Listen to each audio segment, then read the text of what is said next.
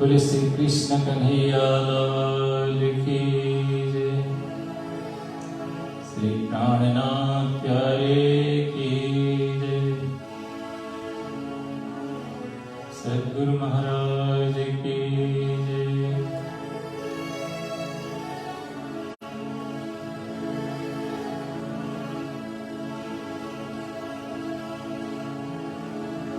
श्री प्राणनाथ निज मूलपति श्री महराज सुनो। तेज कुंवरी श्यामा जुगल को पल पल करो प्रणाम। तेज कुंवरी श्यामा जुगल को पल पल करो प्रणाम।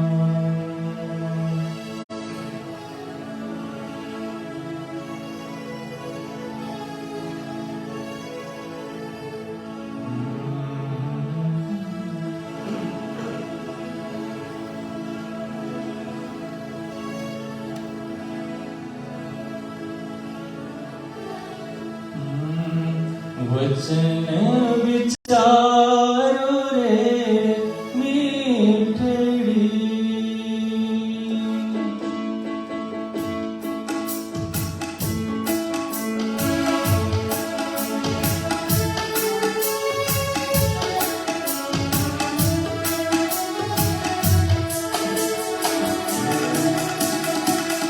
वचन विचारो रे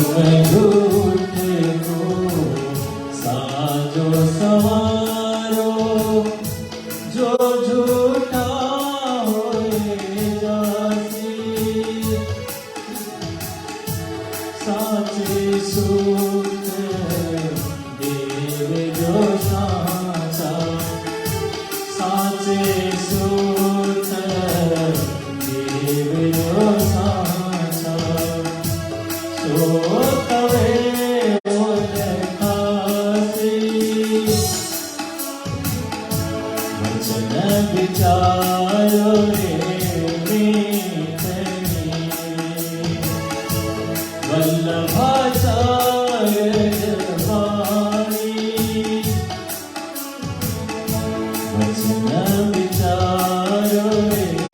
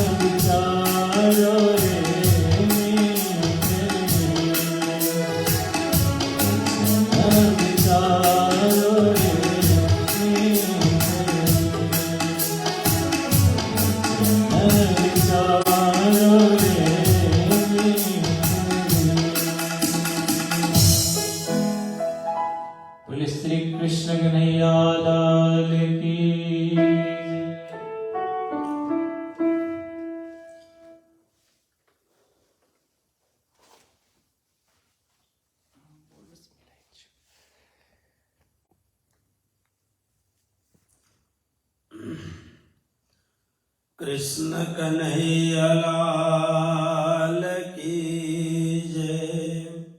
श्री निजानंद स्वामी की जय। श्री प्राणनाथ प्यारे की जय। बंदो सतगुरु चरण को करूं धनि प्रेम प्रणाम। अशुभ हरन मंगल करण श्री देव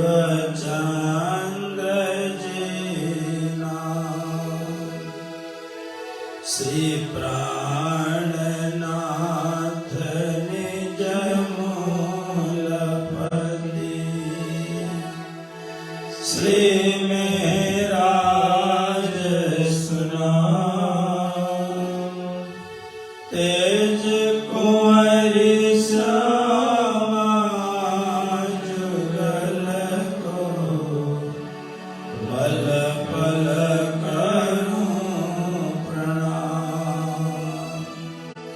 तेज कुंवरी श्यामा जुगल को पल पल करूं प्रणाम।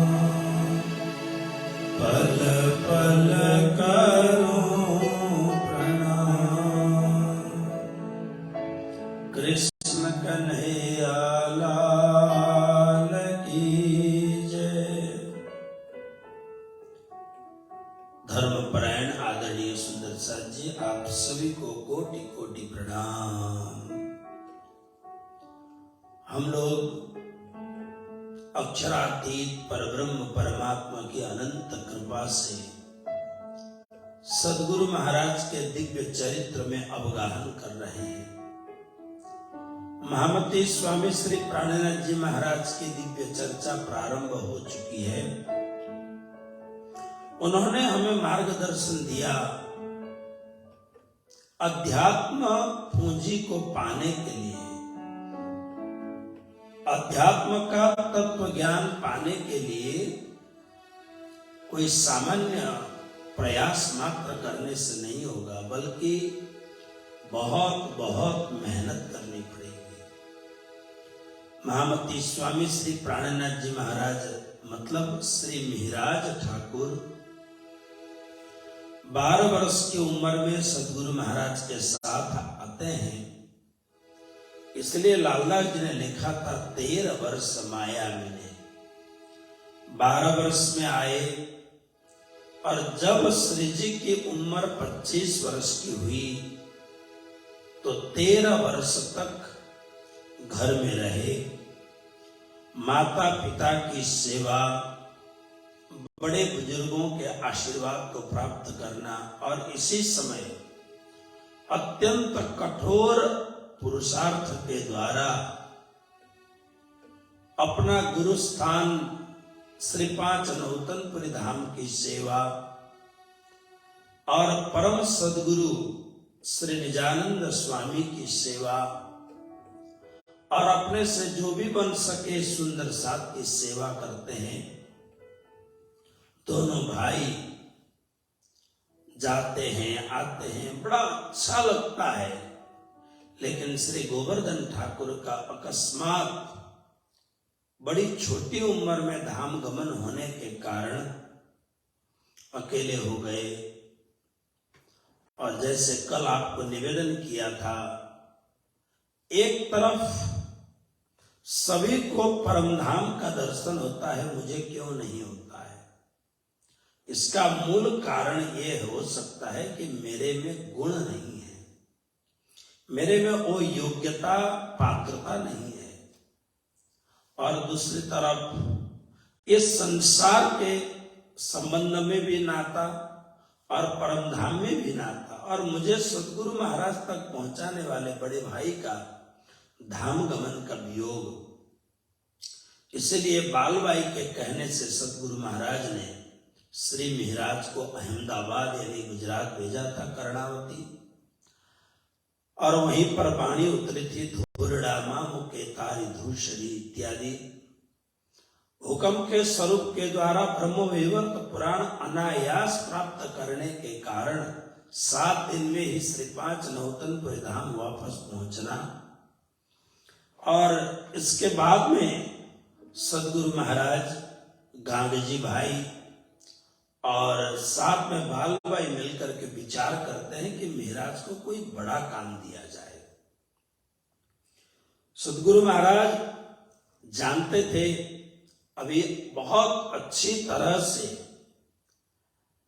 परिश्रम में, सेवा में, सुमिरन में आगे बढ़ेंगे तो ये संपूर्ण धर्म का जो अस्तित्व है उनके सिर के ऊपर पड़ने के बाद में अनायास उसको आगे बढ़ा सकेंगे। इसलिए फिर निश्चित हो गया इनको बसरा भेजना है, और बसरा भेजने के लिए तैयारी की।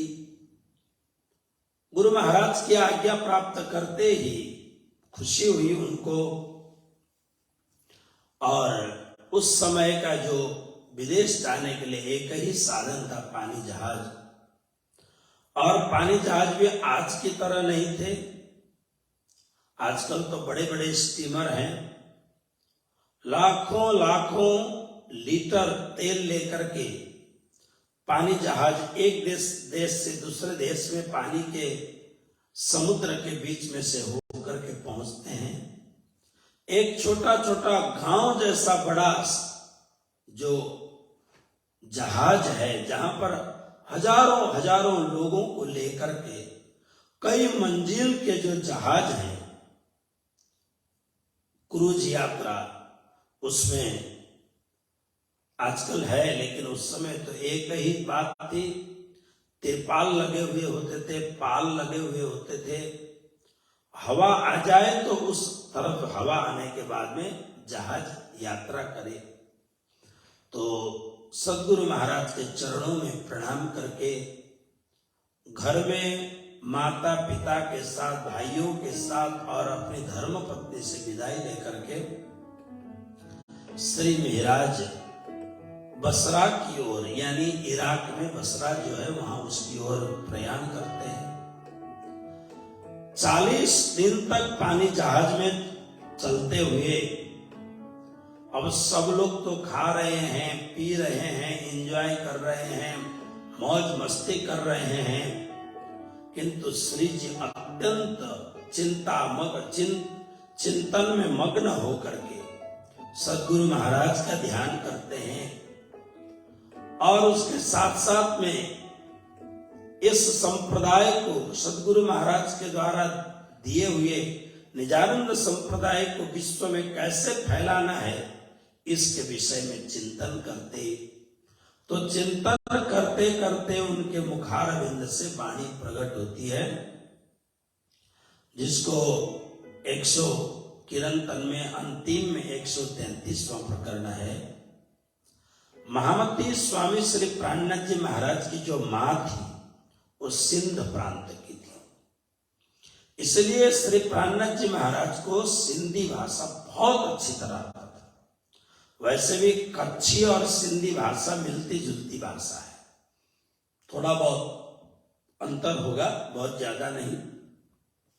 जैसे आसामीज और बंगाली बोलने में थोड़ा अलग लगता है, लेकिन अगर वर्ण लिपि देखेंगे, अल्फाबेट देखेंगे तो बहुत ज्यादा अंतर नहीं है। बोलने में बोली अलग अलग है लेकिन लगभग भाषा एक सी है। तो इसलिए श्री प्राणनाथ जी महाराज को ये सिंध प्रांत की जो सिंधी भाषा है ये बहुत अच्छी तरह उनको बोल सकते थे, इसलिए उनके हृदय से सिंधी भाषा में ही वाणी प्रकट होती है।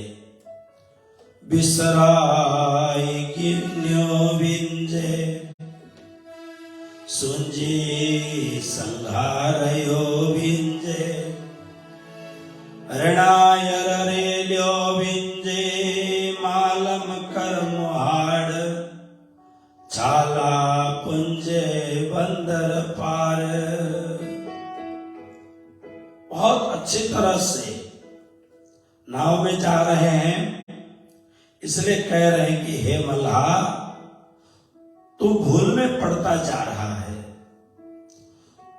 कहीं बीच में तुझे नींद ना आ जाए। तुझको नींद आ गई तो जहाज समुद्र में डूब जाएगा, इसलिए तुझे जागते रहना है। नींद मुझे अपनी ओर खींच रही है, इस समुद्र यात्रा में आगे देखते रहो।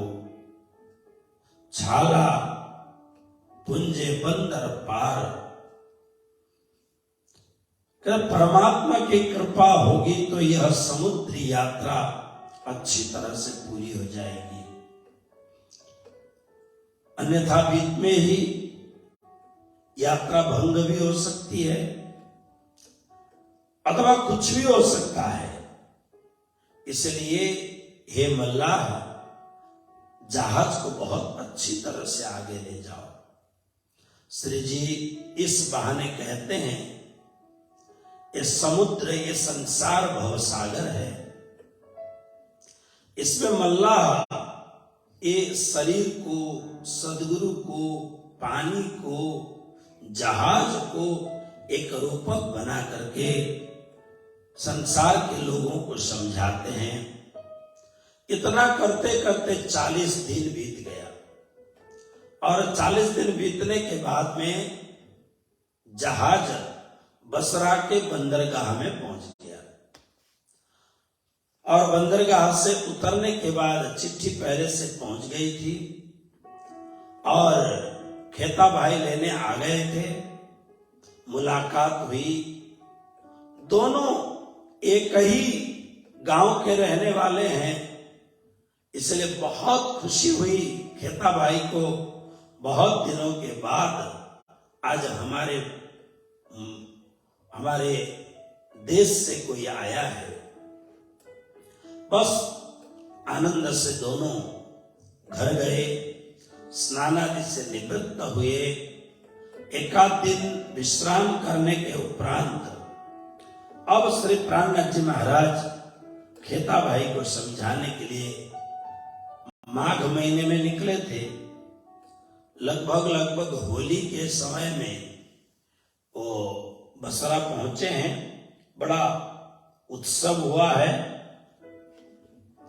और उत्सव होने के बाद में और खेता भाई को श्री महाराज समझाने लग गए, देखो खेता भाई, आपने बहुत संपत्ति कमाई है, लेकिन इतनी संपत्ति कमाने के बाद में आप न तो अपने गांव में जाते हैं, यानी न तो जामनगर जाते हैं, गुजरात में अपनी जगह चाहे कितनी भी बड़ी क्यों ना हो गांव कहते हैं, न तो आप जामनगर अपने देश में जाते हैं और न तो अपने परिवार वालों को पैसा दे करके भेज करके आप कुछ पुण्य कमाते हैं, न तो आपने इतने वर्षों तक गुरुमंत्र धारण किया है, निगुरे हैं आप। इसलिए आओ मेरे साथ चलो और अपने जीवन को धन्य बनाओ, क्योंकि हमारे जीवन में 3 वस्तु हैं, तन, मन और धन।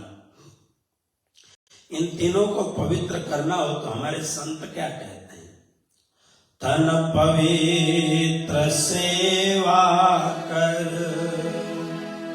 धन पवित्र कर दान, मन पवित्र प्रभु को भजे, होत त्रिविध कल्याण। कहता भाई, परमात्मा ने ये जो देह दिया है, यह देह ये सामान्य वस्तु नहीं है, ये देह देवालय है, परमात्मा का अनुपम उपहार है ये देह।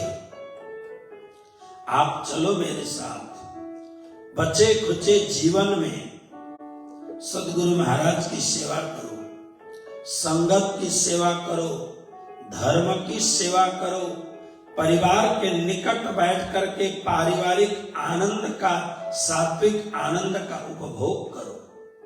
और देखो कहता जी, तन पवित्र सेवा कर, ये शरीर को अगर पवित्र बनाना है तो निश्चित रूप में सेवा करनी होगी। सेवा करेंगे तो शरीर पवित्र होगा, नहीं तो शरीर तो केवल स्नान आदि करने मात्र से शरीर थोड़ी पवित्र होता है। इसके लिए महापुरुषों ने कहा तन पवित्र सेवा कर। और धन, देखो खेता भाई, आपने इतनी अपरिमित संपत्ति कमाई है,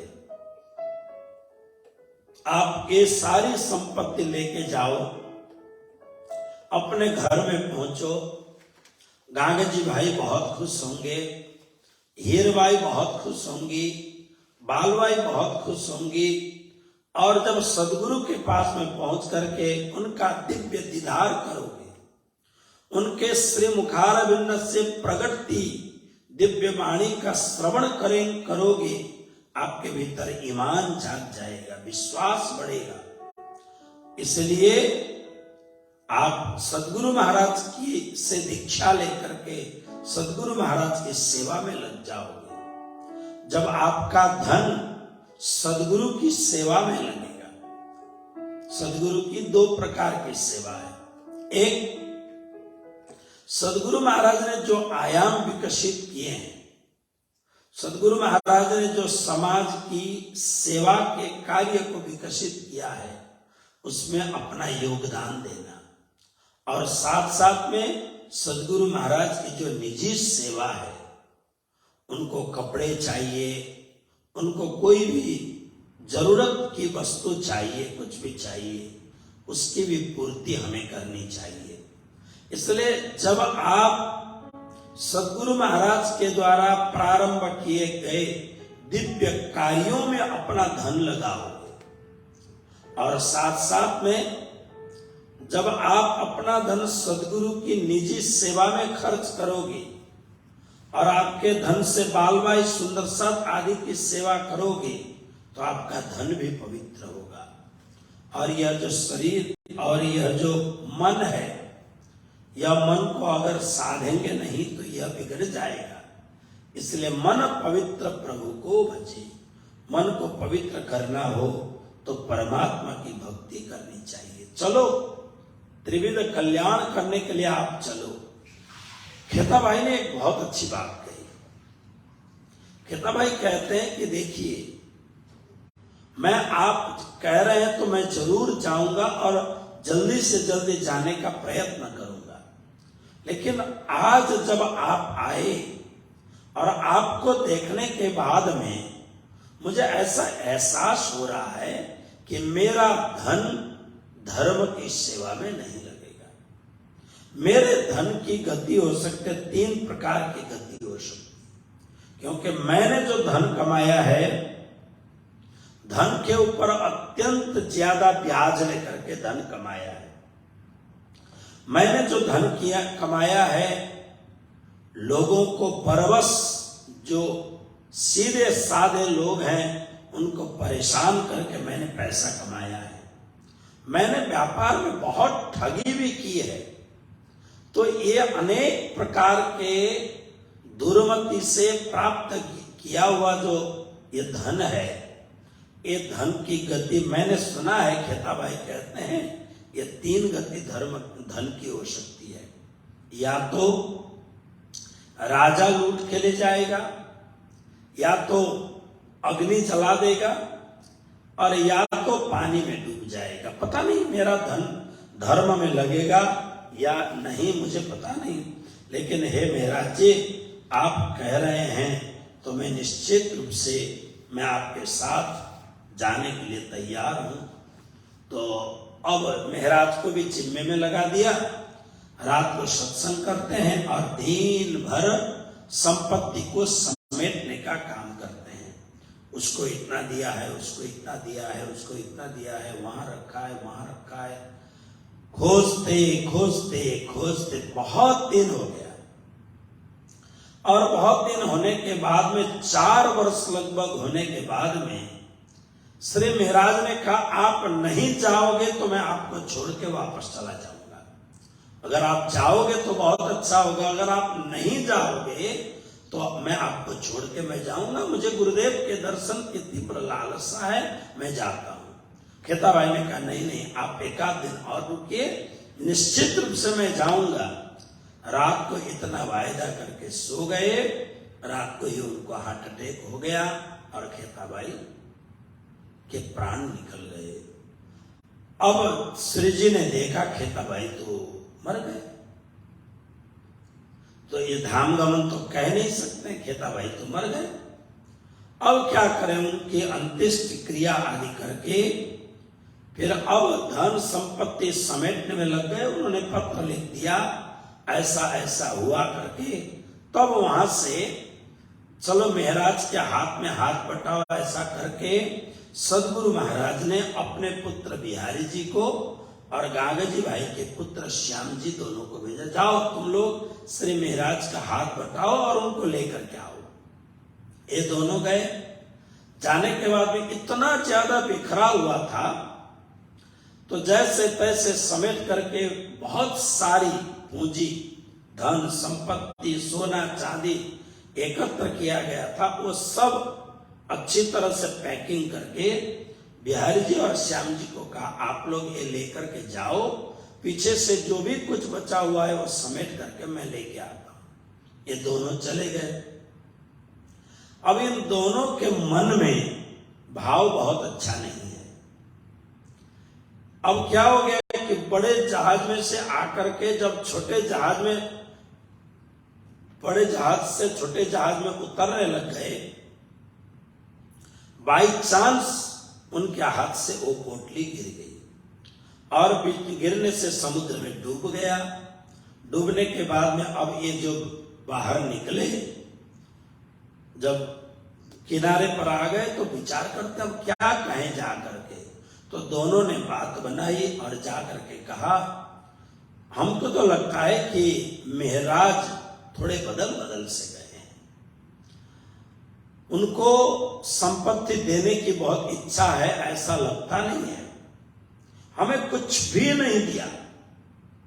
ऐसा करके झूठ बोल करके एक समाज को एक शंका से घिरवा दिया। और इसके बाद में बिहारी जी और श्याम जी अपने काम में लग गए। इधर से श्री जी ने पत्र लिखा कि इस दिन मैं वहां से आने वाला हूं। इधर क्या हुआ, जो ही खेताबाई धाम गए उतने में खेताबाई के बड़े बड़े गोडाउन में ताले जड़ दिए हाकिम ने। श्री प्राणनाथ जी महाराज विचार करते ये क्या हुआ। तो विचार किया, पूछने लगे कि भाई ये हाकिम मानता ही नहीं है, मैं क्या करूं। तब किसी अच्छे सज्जन व्यक्ति ने कहा, आप ऐसा करो, बगदाद चले जाओ, इराक की राजधानी है बगदाद, वहां जाकर के फरियाद करो बादशाह से। नीडर तो थे, निर्भीक थे, इसलिए चले गए। रास्ते में हुक्म के स्वरूप ने दर्शन दिया। वो भी कैसे, एक आरब के वेश में, एक सफेद चोगा पहना हुआ, लंबी लंबी सी दाढ़ी है, अत्यंत स्वच्छ स्वरूप है। उन्हें आकर के कहा, बेटा कहाँ जा रहे हो। तो इन्होंने सब कुछ बता दिया। अच्छा, बादशाह अच्छा है, लेकिन आप नीडर होकर के जाना बादशाह के पास, और जाकर के शुक्रवार के दिन इस प्रकार से बात करना। जो ही वो अपने महल से मस्जिद में नमाज अदा करने जाएंगे, तब उनका जो कमीज है उसको पकड़ लेना और पकड़ के उसको हिलाना और उनको बोलना, और ये चिट्ठी जो मैंने दी है उसको देना। तो उसमें क्या गए और संजोग बना, श्री जी ने पकड़ लिया। पकड़ते ही लोग तलवार लेकर के आ गए मारने के लिए, क्योंकि देखने में बिल्कुल हिंदुस्तानी, चंदन मंदन लगाया हुआ, बड़ा शुद्ध हिंदू का स्वरूप। ये तो कौन आ गया, कोई काफिर है करके मारने के लिए दौड़े।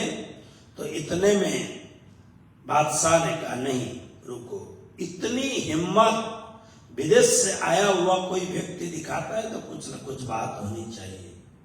तो उसने क्या बात है, तो उन्होंने वह पत्र दिया और उसमें क्या लिखा था, अभी तक साहिब में कहते हैं, मेरे गले में थी सो मैं डालता हूं गले तुम, ले वो हिसाब रोज ईद के, जब होवे हक हुक्म।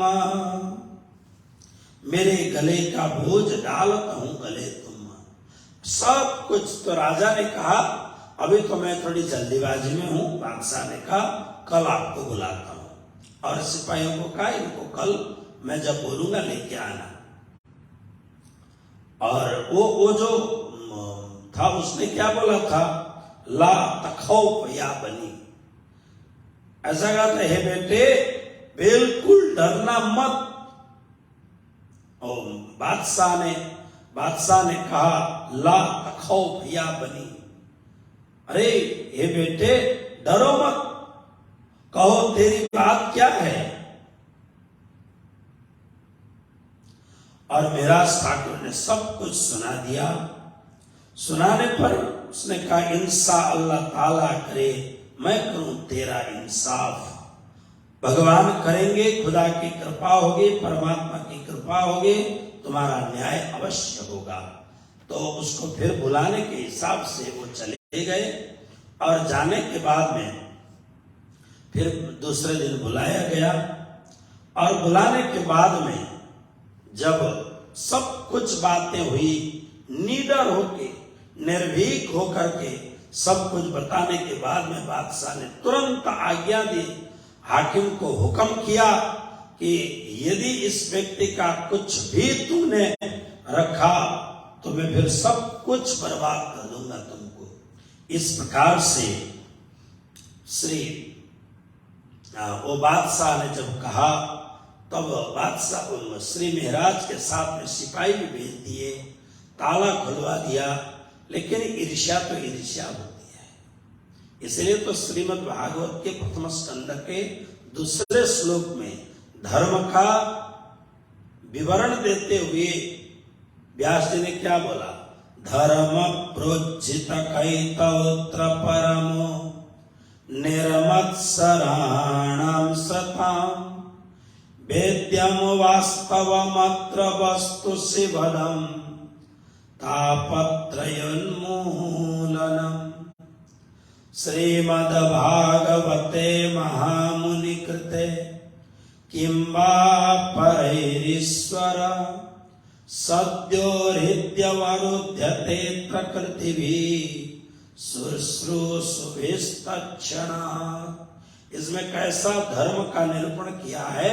निर्मत्सराणाम सताम, निर्मत्सराणाम, मत्सर रहित जो सज्जन महापुरुष परमहंस होंगे वो इस धर्म का पालन करेंगे।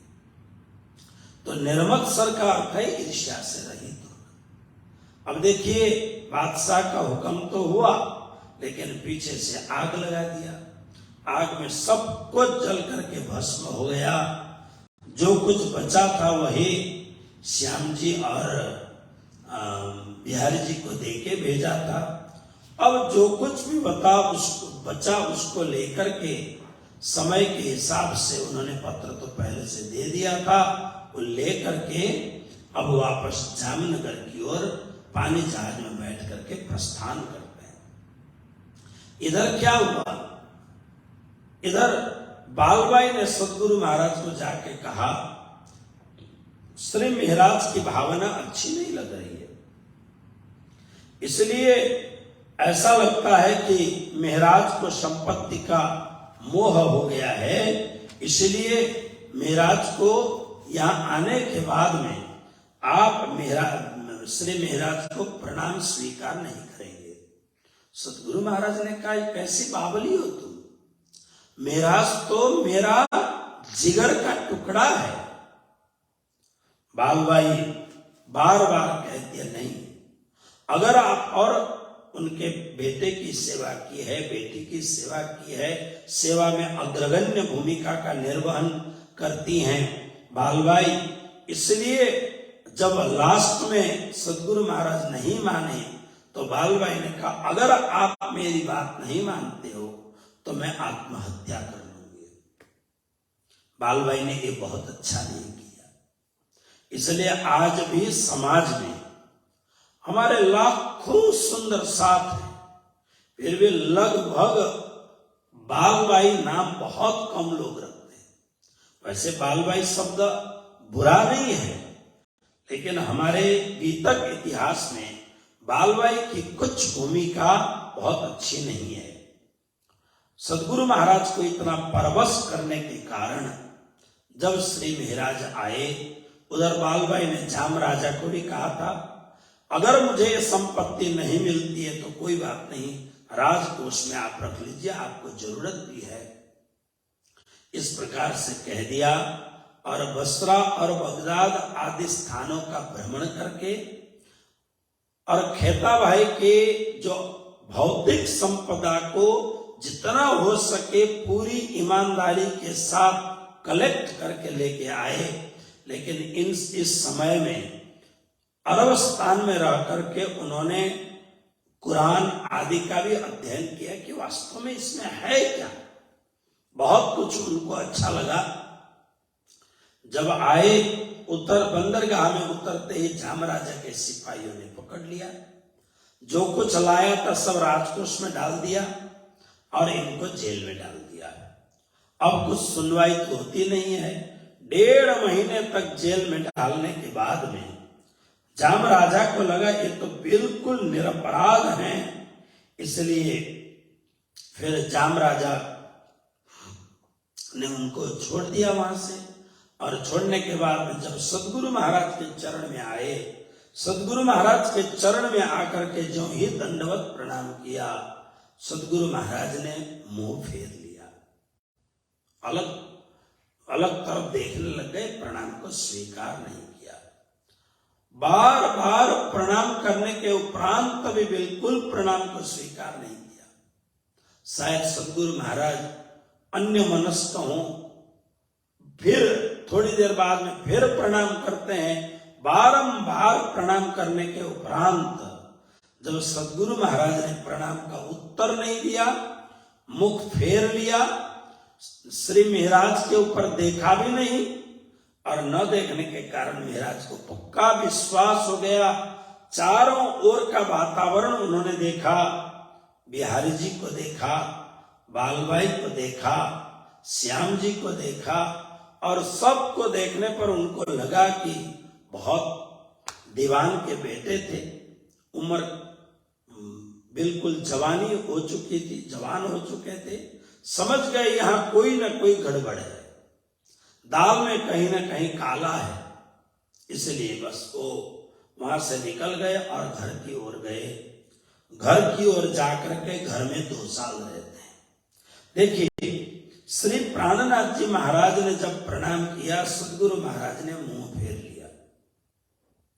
इस विषय को लेकर के अलग अलग महात्माओं ने, परमहंस बाबा जी महाराज और बहुत बड़े संत जिनसे भी तक सीखने का मुझे सौभाग्य मिला, बड़े ही कर्मठ और वाणी के मर्मज्ञ विद्वान श्री छबिलदास जी महाराज, ऐसे बहुत सारे संतों ने इस विषय में बहुत सारी बातें की हैं।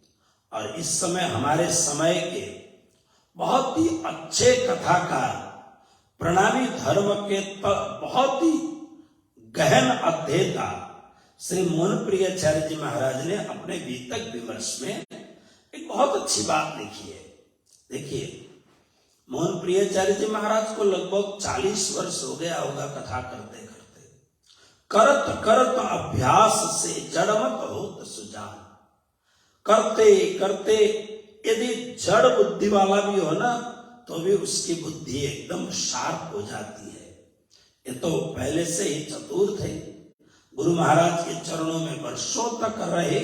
गुरु महाराज के आध्यात्मिक धरोहर को आगे ले जाने वाले संबल, कृपा पात्र बने और वर्षों तक बार बार वाणी की चर्चा, वाणी का मंथन, वाणी का प्रकाशन, और इस विषय में 40 वर्ष का एक अनुभव होने से उन्होंने इस विषय में 3 बातें लिखी हैं। श्री मोहन प्रियाचार्य जी मंगलधाम कालीन को उन्होंने 3 कारण लिखे। एक कारण क्या हो सकता है? सदगुरु महाराज ने विचार किया, पहला कारण वो अपना अनुभव बताते हैं। पहला कारण ऐसा हो सकता है, अब थोड़े ही समय में यानी 2-4 साल के बाद में मैं धाम गमन हो जाऊंगा, परम धाम जाऊंगा, और मेरे से अत्यधिक प्रेम, अतिशय प्रेम हम गुरु शिष्यों का है, और बहुत ही ज्यादा मेरे प्रति उनका भाव है, और मेरे न रहने के पश्चात कदाच शरीर न छोड़ दे, इसलिए मेरे बगैर भी रहने की इनको आदत पड़ जाए। इस कारण से श्री मोहन प्रियाचार्य जी कहते हैं यह एक कारण हो सकता है कि मेरे वियोग में भी श्री महाराज को रहने की आदत हो जाए। दूसरा कारण क्या हो सकता है? तो ये विद्वान कहते हैं बिहारी जी और श्याम जी, बिहारी जी अपने पुत्र हैं, श्याम जी उनके शिष्य हैं, गांगे जी भाई के पुत्र हैं, सुपुत्र हैं, लेकिन इन्होंने आकर के झूठ बात कही, सारी संपत्ति तो डुबा दिया पानी में, और आकर के इन्होंने झूठ मूठ का प्रचार किया। तो मन में लगा कि ऐसे कुपुत्र के द्वारा मुझे ये सब बातें सुनाने पर भी मैं कुछ कह नहीं सका, तो ऐसे बेटे का बाप होकर के मुझे वो इतने बड़े सद्गुरु मानते हैं, लेकिन मेरे पुत्र ने ऐसे परम शिष्य को, शिष्य के आगे मुझे मुंह दिखाने का काबिल नहीं छोड़ा इसने। इसलिए तो कहते हैं कुपुत्रो जायेत कुपुत्र, वरम वनम व्याघ्र गजेंद्र सेवितम आदि नीति कहती है। तो ये एक कारण। और तीसरा कारण वो कहते हैं रासलीला के अंतर्गत श्री वृंदावन धाम में भगवान श्री कृष्ण अंतर्ध्यान हो गए और अतिशय विरह दिया। राधा रानी के विरह की क्या बात करना। तो राधा रानी ने विचार किया, हे कृष्ण, मैं आपको ज्यादा परेशान तो कर नहीं सकती हूं क्योंकि मैं अत्यंत आपसे प्रेम करती हूं, लेकिन आपको इतना पता होना चाहिए कि प्रेमी के वियोग में संसार में मर भी नहीं सकते हैं, लेकिन जीते हुए हर पल मरा जाता है। जिसको अतिशय वियोग हो, जिसको अतिशय प्रेम का वियोग हो, उसकी हालत क्या होती है। मैं आपको भी एक न एक दिन विरह क्या होता है वो बताऊंगी। ऐसा श्री राधा रानी ने मन में विचार किया था। इसलिए आज श्री प्राणनाथ जी कृष्ण स्वरूप में हैं, देवचंद्र जी राधा स्वरूप में हैं, और आज राधा ने वही पुरानी बात कि वियोग में कितनी तकलीफ होती है, हे महाराज आप कृष्ण हो, इसका आनंद लो। तो ऐसा कहते हैं कि घर में 2 वर्ष तक रहे। एक दिन सामल जी की पत्नी यानी भाभी ने 2 वर्ष के बाद में उन्होंने, अब भाभी और देवर में मजाक तो होता है, लेकिन मजाक होते होते थोड़ा ज्यादा मजाक हो गया। भाभी ने कह दिया, क्यों जी देवर जी, एक दिन जब आपके भैया ने कुछ बोल दिया था तो भैया को मारने के लिए तलवार लेके निकले थे आप, और आज 2 वर्ष से भैया कमाते हैं, भैया की कमाई हुई रोटी खा रहे हो, और लेकिन आप गुरु के पास में भी नहीं जाते हो। अरे जिन गुरु के लिए, जिन गुरु भाई के लिए, जिस धर्म के लिए तुमने बड़े भाई को मारने की कोशिश की, क्या बात है, अब वो गुरु याद नहीं आ रहे हैं, वो गुरु भाई याद नहीं आ रहे हैं, वो मंदिर याद नहीं आ रहा है, वो प्रेम सत्संग याद नहीं आ रहा है। ऐसा कहने के बाद में श्री जी को ये बात बाणों की तरह चुभ, तुरंत वहां से उठे, लेकिन जाऊं कहां। तो उनको कलाजी पता था, कलाजी जो राजा धोल के राजा थे, सीधे चले गए वहीं पर।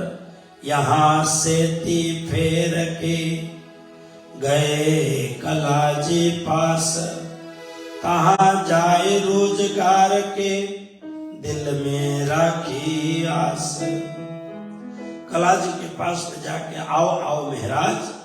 वो जानते थे कि महाराज की काबिलियत क्या है। महाराज मुझे थोड़ा सा, ठाकुर साहब छोटा रोजगार चाहिए मुझे अपने जीवन को व्यतीत करने के लिए। अरे मेरा मंत्री नहीं है, बहुत ही अच्छा मेरा जो मंत्री था वो अभी चला गया, आप मंत्री का पद स्वीकार करें। और श्री महाराज ने मंत्री का पद स्वीकार किया। करते करते 2 वर्ष पूरे हो गए। इधर क्या हुआ, सदगुरु महाराज की अवस्था अत्यंत वृद्ध अवस्था हो गई। बार बार परमधाम की ओर मुख मोड़ते हैं, लेकिन परमधाम में ठीक रंग महल के बिल्कुल दरवाजे में इंद्रावती रो रही है, ऐसा अनुभव होता है। अंतर्दृष्टि करते हैं, फिर परमधाम की ओर जाते हैं। अब बिल्कुल शरीर रखने की इच्छा नहीं है, बार बार परमधाम की याद गिरी आ रही है। तुरंत परमधाम में जाकर के राज्य के चरणों में विश्राम करने की इच्छा है, लेकिन क्या कहते हैं लालदास जी महाराज, सुनिए। इन समय श्रीदेव चंद्र की फिरी सुरत निज धाम, बुलाए लाओ श्री महाराज को मेरे हजूर इस ठाम। श्री महाराज को बुलाओ, अब मैं संसार में नहीं रह सकूंगा।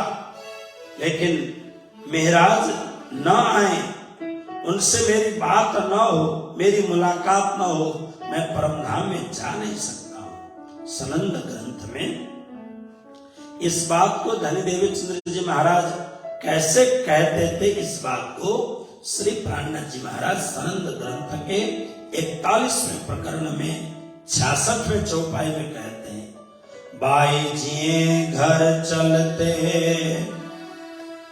बाई जिए घर चलते, जाहिर कहे बचन, आड़ी खड़ी इंद्रावती, है इनके हाथ जागन। बाई जी यानी श्री सुंदर बाई सखी यानी देवचंद्र जी महाराज ने सबके सामने कहा, परमधाम के दरवाजे में इंद्रावती रोदन कर रही है, इंद्रावती खड़ी है, उनका मुखमंडल म्लान हो चुका है। और जानते हो यही इंद्रावती यानी यही जो महाराज हैं, यही महाराज इस धर्म को आगे बढ़ाएंगे। उनको बुला के लाओ जल्दी।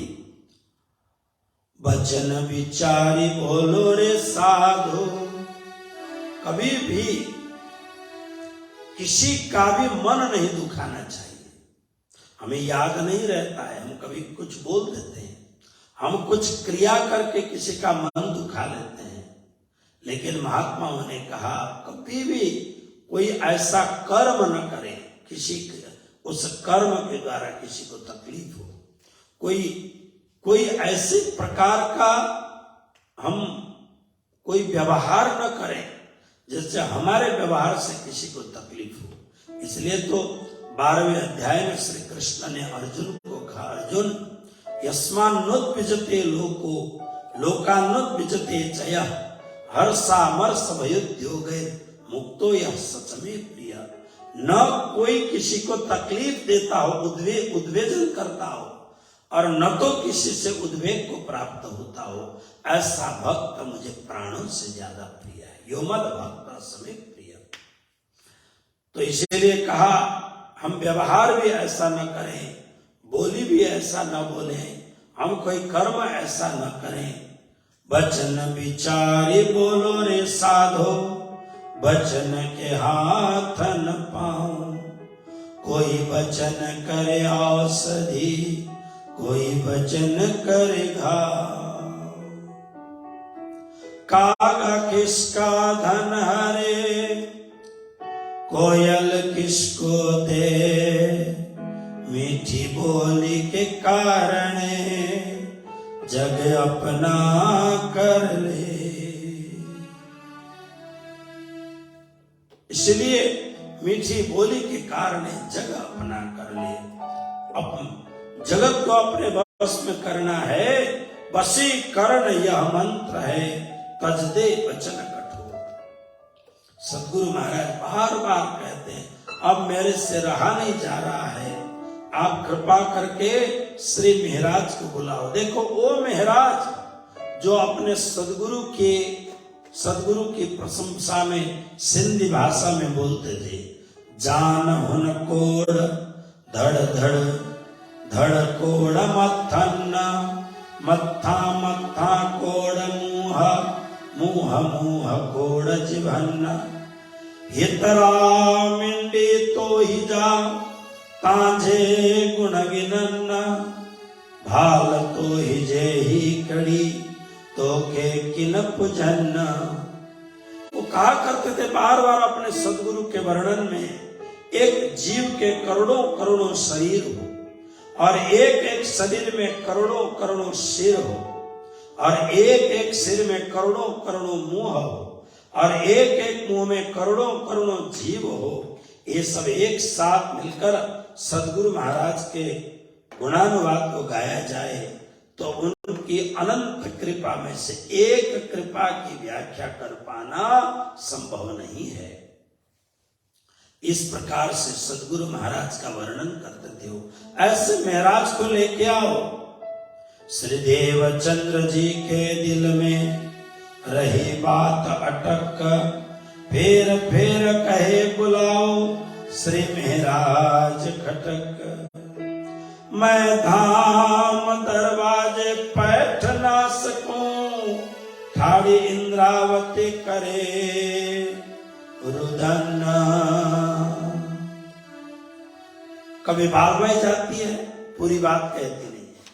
बिहारी जी जाते हैं, वो तो कहते नहीं सदगुरु थोड़ा बीमार है, अंबर कस्तूरी वगैरह दे के आना। जब अत्यंत ज्यादा सदगुरु को मेराज से मिलने की तीव्रतम उत्कंठा हुई, तब बालबाई को डांटा, बालबाई आप लोग मेरी आज्ञा का पालन नहीं करते हो।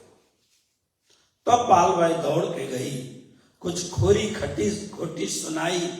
क्या है मेराज, जिन सदगुरु के बगैर तुम रह नहीं सकते थे, आज उन सदगुरु की याद नहीं आती तुमको। जब सब कुछ बालबाई ने बताया, उसी समय कलाजी के पास जाके सब कुछ जिम्मा दे करके निकल पड़े।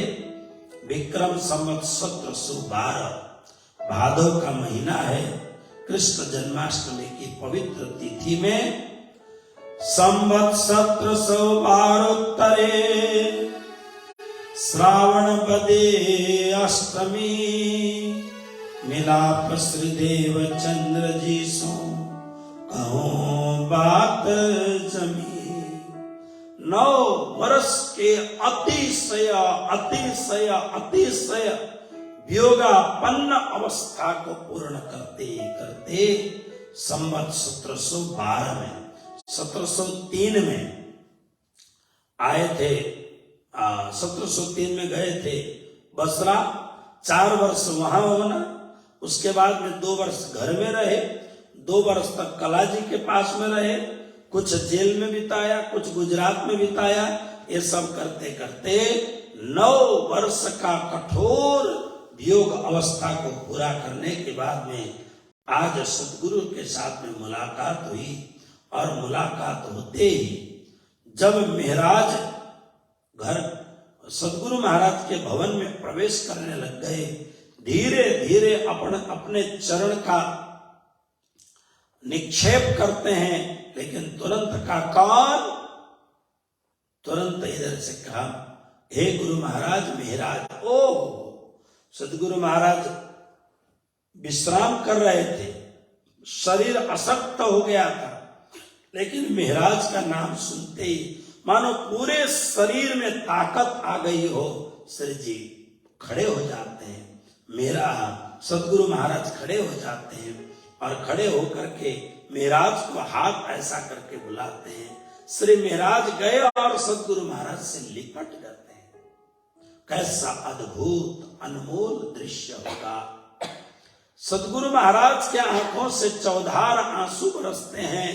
श्री महाराज के आंखों से बरसते हुए प्रेमाश्रु के द्वारा सदगुरु महाराज का चरण प्रक्षालन किया। और कुछ काल उपरांत जब प्रगाढ़ आलिंगन करने के बाद में, और यह आलिंगन नहीं था, बड़े बड़े महापुरुष कहते हैं सदगुरु महाराज ने प्रगाढ़ आलिंगन किया। ऐसा आलिंगन कभी भी किसी भी सुंदर साथ से नहीं किया। लेकिन इस आलिंगन में श्री सदगुरु महाराज ने अपना जो भी अध्यात्म पुंज, अपनी जो भी पूंजी थी अध्यात्म की, सब कुछ ट्रांसफर कर दिया। बोलो श्री सदगुरु महाराज की जय। कैसे हो महाराज? फिर कहने लगे, बालबाई हिरबाई कौन है? ले आओ प्रसाद की थाली लाओ। फिर थाल प्रसाद सो भराए के धराया आगे आन। तब श्री जी ने किया बिहारी का सम्मान। इतना होने के बाद में श्री प्राणनाथ जी महाराज को इधर सदगुरु महाराज कहते हैं महाराज को, महाराज आओ बैठो और प्रसाद लो। तो सदगुरु महाराज प्रसाद मंगाते हैं, थाली भर करके भोजन महाप्रसाद आता है, तुम पाओ। उसी समय बिहारी जी को बुलाते, बिहारी जी आप भी आइए। बिहारी जी आए, लेकिन महाराज के साथ एक ही थाली में खाने की इच्छा नहीं होती। सदगुरु महाराज से आग्रह किया, महाराज ने जरा कहिए ना हमारे गुरु भाई को, हमारे गुरु भाई को कि मेरे साथ बैठ करके भोजन करें। सदगुरु महाराज ने डांटा, बैठ जाओ। दोनों बैठे, प्रसाद लेने लग गए, लेकिन बिहारी जी को अच्छा नहीं लगा, इसलिए उन्होंने थाली में एक रेखा खींची, इधर का तुम्हारा, इधर का मेरा। उन्होंने जो ही रेखा खींची, श्री महाराज का हृदय एकदम सुन्न हो गया। मैं तो चाहता था हमारे बड़े धनी के मत के सदगुरु श्री निजानंद स्वामी प्राणधन सदगुरु, उनके इस महिमा पूर्ण दिव्य उपदेशामृत को पूरे विश्व में हम दोनों मिलकर के फैलाएंगे, लेकिन बिहारी जी ने रेखा खींच दिया। उसके बाद में 22 दिन तक सदगुरु के चरण में रहे। 22वें दिन में कहा, महाराज तुम घर गए? बोले नहीं, मैं नहीं गया हूं। अरे अपने भाई भाभी को मिल के आओ। इतने में उनके माता पिता का धाम गमन तो हो चुका था। जाओ भाई भाभी को मिलो, अपनी धर्म पत्नी से मिल के आओ। जाना नहीं मानते, क्योंकि शरीर अशक्त है गुरु महाराज की, और सेवा और सेवा और सेवा करने की इच्छा है। गुरु महाराज ने ज्यादा ही कहा, जाओ मैं हूं, कुछ नहीं होगा। तो श्री महाराज चले गए घर में, और जाने के बाद में घर में सबसे मुलाकात की। इन समय यहाँ दिन 22 रहे साथ मिने, फिर नजर करी धाम को साथ छोड़े इन समय। 22 दिन व्यतीत होने के बाद में जिस दिन श्री महाराज 22वें दिन में घर गए, यह अनंत चतुर्दशी का दिन था। जब महाराज घर में गए, सबसे मुलाकात की, रात को विश्राम करते, नींद तो बहुत नहीं आती है। और इधर क्या हुआ, मध्य रात पीछे कियो परियान, बिहारी जी को सुत भय कछु जान। प्रकाश हिंदुस्तानी में श्री प्राणनाथ जी महाराज कहते हैं, रात को 12 बजे के बाद में सदगुरु महाराज धाम पधारने ही वाले हैं। सब किसी को कोई पता नहीं, क्योंकि सदगुरु महाराज 22 दिन से बड़े खुश थे, अत्यंत स्वस्थ थे। खाली बिहारी जी साथ में सोए हुए थे, पुत्र बिहारी जी, उनको थोड़ा सा पता लगा, और सदगुरु महाराज ने श्री परमधाम की ओर अपनी सुरता की, और श्री महाराज के अभाव में ही उन्होंने अपने प्राण त्याग करके अपनी मूल सुरता श्री सुंदरबाई सखी के परात्म में प्रवेश किया, परमधाम में जग गए। वितक में श्री लालदास जी महाराज लिखते हैं, संवत 1712 भादो मास उजाला पख, चतुर्दशी बुधवार को हुए धनी अलख। संवत 1712 यानी जन्माष्टमी को श्री महाराज आए, और उसके ठीक 22वें दिन यानी 23वां दिन लग चुका था। 12 बजे के उपरांत सदगुरु महाराज, भादव का महीना है, शुक्ल पक्ष चतुर्दशी की तिथि, बुधवार के रात के 12 बजे के बाद में थोड़ा बहुत बिहारी जी को पता लगा। बड़े अनायास भाव से एक परम योगी कैसे शरीर का त्याग करता है, ऐसे शरीर को उन्होंने, सांप केंचुला छोड़ता है ऐसे शरीर को उन्होंने छोड़ दिया। और रात को ही श्री बिहारी जी ने सबको जगाया। जब करके आए तो मुखमंडल इतना प्रकाश पुंज मुखमंडल है सदगुरु महाराज का, परम योगी हैं, लेकिन प्राण निकल चुके हैं। रात को ही महाराज को समय रहते भेज दिया। प्रातः काल स्नान करके जल्दी जल्दी ब्रह्म मुहूर्त में आए। आने के बाद में नौतनपुरी धाम, जिस नौतनपुरी धाम में 25 पक्ष परम धाम की बात होती थी, जहां कहां देखो नौतनपुरी धाम के कोने कोने से सदगुरु महाराज के जय जयकार की आवाज आती थी। आज यह नौतनपुरी धाम सुना पड़ा है। इसीलिए प्रकाश ग्रंथ में बड़े भाव के साथ ओहे ओहे करते फिरो रे, ओहे ओहे करते फिरो, और करो हाय हाय रे, और करो हाय हाय रे सैया, पियू जी बिछो क्यों सहूं रे सैया, पियू जी बिछो क्यों सहूं, जीवरा टुक टुक होए न जाए रे सैया, जीवरा टुक टुक होए न जाए रे सैया, ओही ओही करते अपने प्राण प्यारे सदगुरु के वियोग में हाहाकार करते हुए शरीर रोम रोम ऐसा जल रहा है, किसको सुनाऊं क्या करूं। उसी समय उनके मुखारविंद से दूसरा प्रकरण जो हम प्रतिदिन गाते हैं, आओ जी बाला मारे घेर आओ जी प्रीतम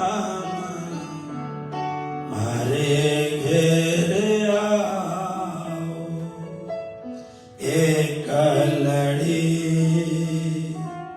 परदेस मुने मुकिने का चाल्या, आओ जी बाला मारे घेर उसी समय का प्रकरण है। अब तो हाहाकार हुआ। सदगुरु महाराज के इस पवित्र पार्थिव देह, आज जो नवदेवरी है नौतनपुरी धाम में, बिल्कुल उसके बगल में इस सदगुरु महाराज का समाधि मंदिर है। पूरे प्रणामी आलम को मैं कहना चाहूंगा, प्रणामी समाज का इससे बड़ा दुर्भाग्य कोई हो नहीं सकता है कि जब आज प्रणामियों के पास करोड़ों करोड़ों रुपया है, लेकिन आज भी आप देखना सदगुरु महाराज का, जो सदगुरु महाराज निजानंद है संप्रदाय, ये उत्तर प्रश्न प्रकाश, निजानंद संप्रदाय के परम आचार्य साक्षात श्यामा महारानी, उनका पवित्र देह जहां विसर्जन किया गया था, वो इतनी दर्दनाक स्थिति में है, बहुत सारे लोगों को तो पता ही नहीं होगा कहां पर सदगुरु महाराज का समाधि मंदिर है। ऐसी बस्ती बस गई है जिनसे पार होकर के सदगुरु महाराज के समाधि मंदिर में जाना यानी वैतरणी पार करने के बराबर। अब ये किस ढंग से आबाद हो सके, सदगुरु महाराज के समाधि मंदिर कैसे आबाद हो सके। अब तो लोगों की हाइट बहुत बढ़ चुकी है। अगर धर्म के बड़े बड़े लोग कहें, सरकार बात को सुनती है। पैसा चाहे तो करोड़ों करोड़ों रुपया एक बार आह्वान करने से मिल सकता है, लेकिन सदगुरु महाराज का समाधि मंदिर आज भी दर्दनाक स्थिति में है। और वह सद्गुरु महाराज जिन्होंने इस धर्म का नींव रखा, और केवल नींव रखा नहीं, फाउंडेशन नहीं, उनका जीवन चरित्र ही प्रणामी धर्म का फाउंडेशन है। इसलिए इस समाधि मंदिर को आबाद करना चाहिए। सद्गुरु महाराज को इस प्रकार से उनकी अंत्येष्टि क्रिया पूरी करके श्री महाराज आए। कुछ दिन तक श्री पांच नौतनपुरी धाम में रहे, कभी घर में जाते हैं, कभी यहाँ आते हैं। 1 महीने से ऊपर हो गया, यानी भादव के महीने में ये काम हुआ, भाद्र शुक्ल चतुर्दशी को।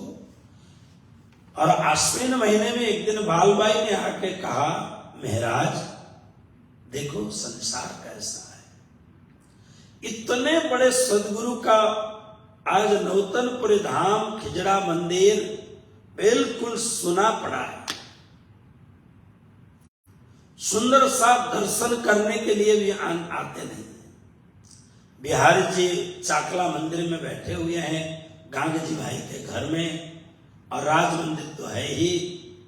आप अकेले यहां रहते हो, झाड़ू लगाते हो, साफ सफाई करते हो, परिक्रमा देते हो, आप खिजड़ा के नीचे बैठ करके आप धर्म उपदेश करते हो, लेकिन एक सुंदर साथ को क्या हो गया।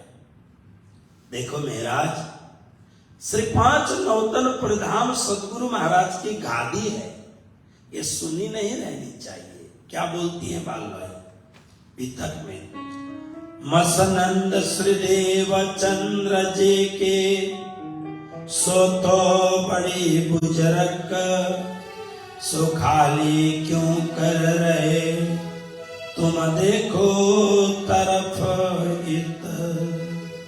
इतनी बड़ी गादी खाली कैसे रहती है। तो से महाराज कहते हैं बालबाई क्या करो।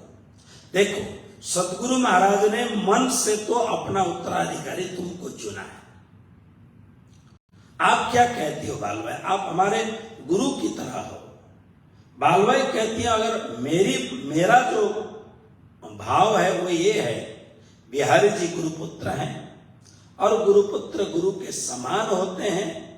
आपको विश्व में भ्रमण करके प्रचार प्रसार करना चाहिए, गादी में बिहारी जी को बैठा दिया जाए, ये मेरा मंतव्य है। प्राणनाथ जी ने भी बस यही बात को उनको जानना था, उनको भी बहुत अच्छा लगा। पहले श्री बिहारी जी को मैं बैठाऊं इत, कदमों लाग सेजदा करूं, तब साथ भी आवे इत। दिन अच्छा सा देख करके श्री बिहारी जी को गद्दी में बैठाने को निश्चित किया गया और फिर गद्दी में बैठा दिया।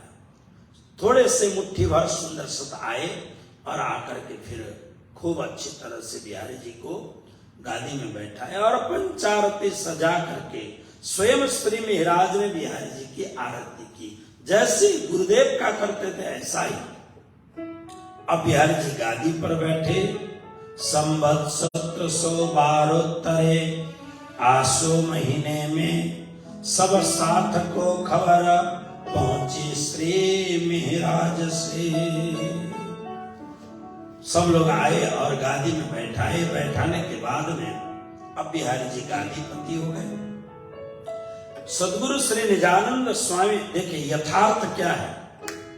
श्री पांच नौतनपुरी धाम जिसको श्री महाराज ने भूरी भूरी प्रशंसा करते हुए कहा, पहले बीज उदय हुआ पुरी जहां नौतन, सब पुरियों में उत्तम हुई जो धन धन। ए मध्य जे पुरी कहावे नौतन जेहनु नाम, उत्तम 14 भवन मा जहां बाला नो विश्राम। बहुत प्रशंसा के शब्द उसमें लगाए हैं। श्री महाराज तो कहते हैं मेरे लिए सारे 14 लोक में सबसे बड़ा स्थान है यह मेरा गुरु स्थान, इससे बढ़कर कोई।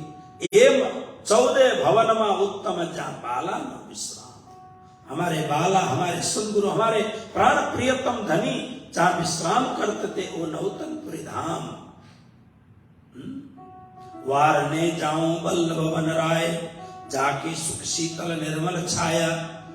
निर्मल सुख शीतल छाया देने वाली खिजड़ा वृक्ष से सुशोभित यह नौतनपुरी धाम मेरे लिए 14 लोक में सर्वोत्तम तीर्थ है।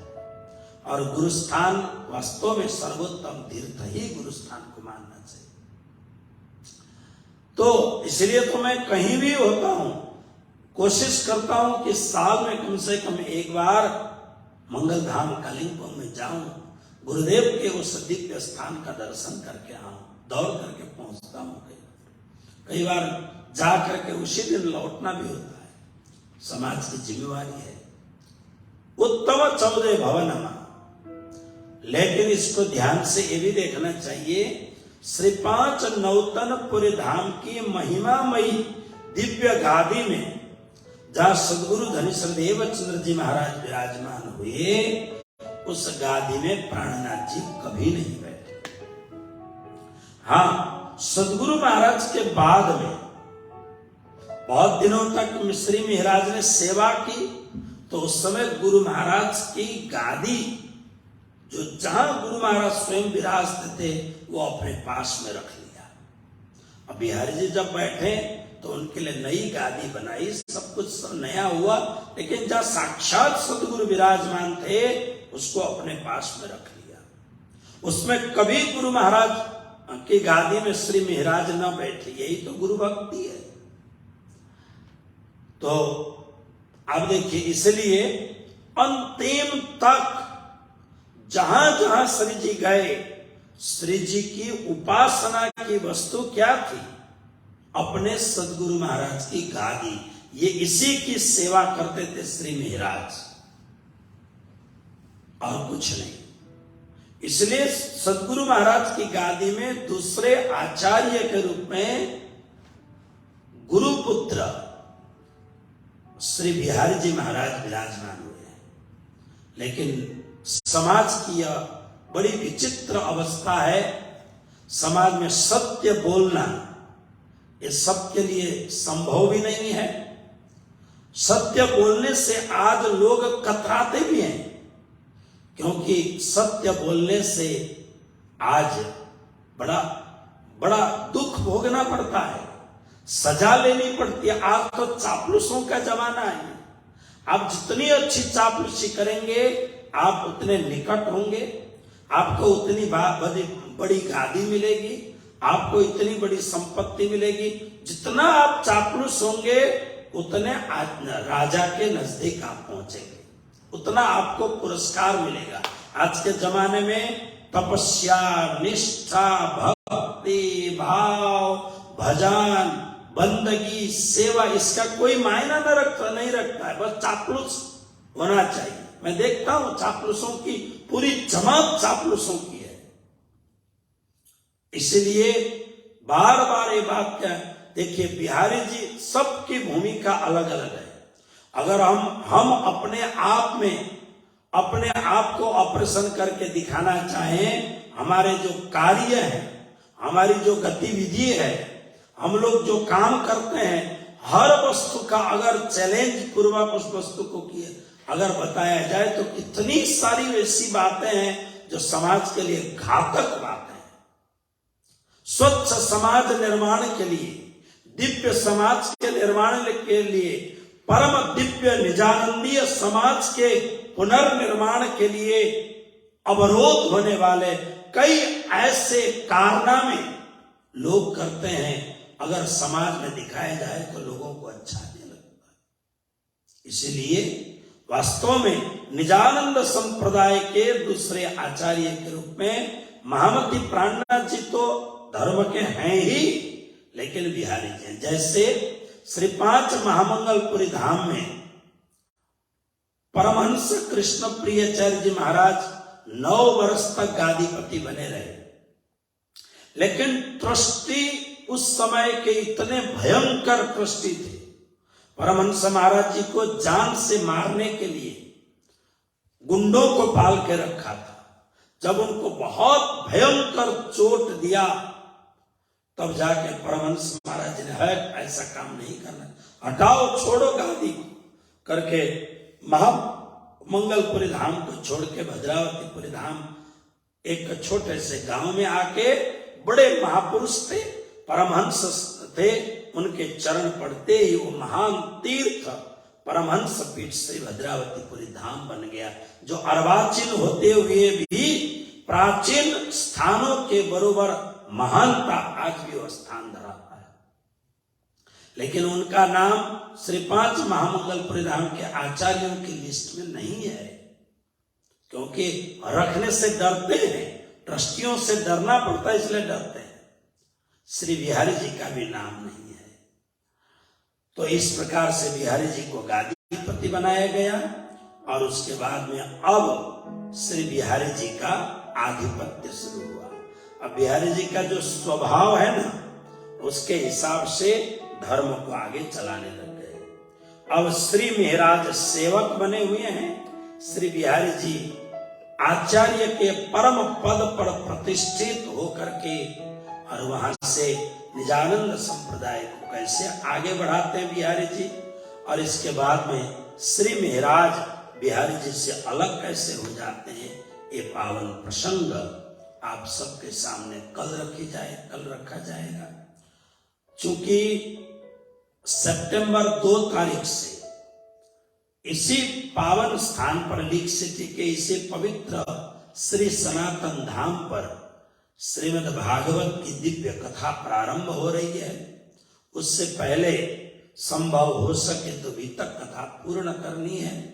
6 तारीख को जन्माष्टमी है, इसलिए थोड़ा सा विलंब से आज कथा चल रही है।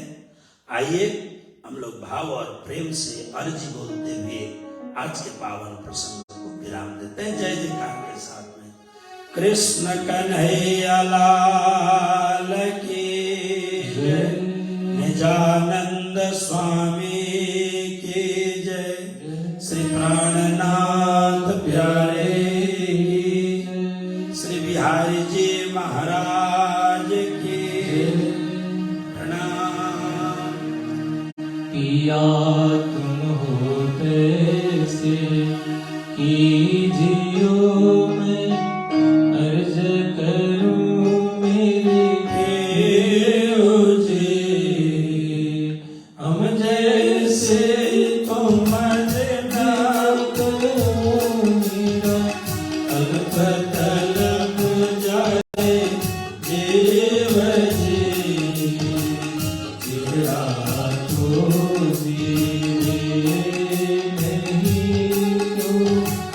मीठे दिल के प्यास जी, तुम बिना मैं किन सो कहूँ मेरा, तुम हो मेरे आस जी, आस की रानी तो करो पिया जो कोई दूसरा होए, सब वेद पिया जी समारा था दिन, रहत रोए रोए जी, जन्म अंधे जो हम होते पिया, सो तुम देखते जी, जब तो मैं आप दिखाओगे तब देखूंगी नैन हार जी, की पुकार किया सुन के अब दिल करो तुम दीन जी, छिन छिन खबर जो ले जियो मैं, अर्ज करूं दुल्हन जी, ये थी अर्ज में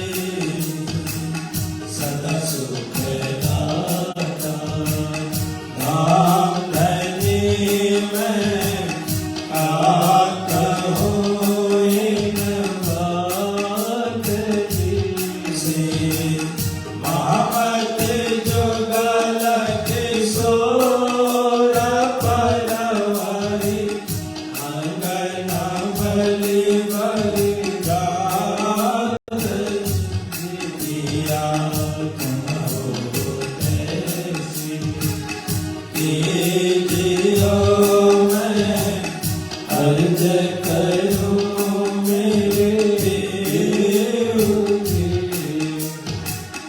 हम जैसे तुम जैसा करो मेरा तलप तलप जाए देव जी मेरा तलप तलप जाए देव जी मेरा तलप तलप जाए देव जी।